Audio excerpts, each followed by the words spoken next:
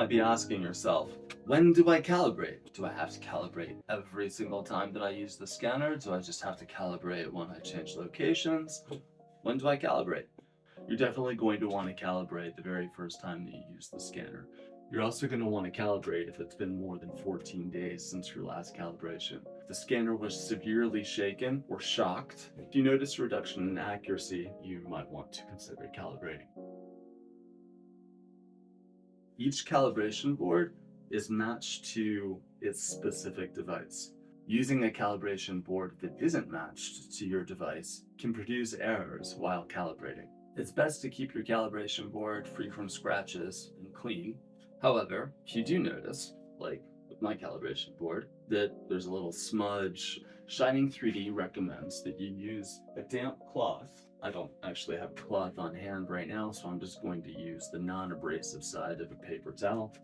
Shining 3D does recommend that you use a non-alcohol based, non-chemical solution.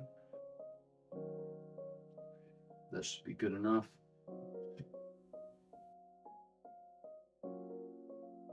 So when we're finally ready to calibrate, you're going to want to stick the 3 dots away from you, small dot towards you. And then we're just going to go over to calibration. And you can see it's super straightforward.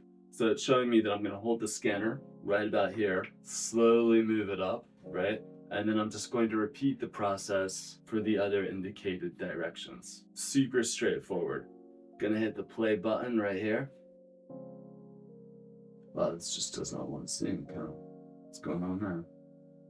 I could be having difficulty because I've got this black felt cloth here that's covered with tracking markers. So I'm just gonna grab a material and cover up the tracking markers. And let's see if that was the problem. Okay, so that was it. So now it's telling me 30 degrees in this direction. I feel like I'm playing Top Gun. All right, so now opposite direction, try and connect with the refueling plane. 30 degrees this way. Like the little engine that could right now. I think I can, I think I can, I think I can. Over to the other side.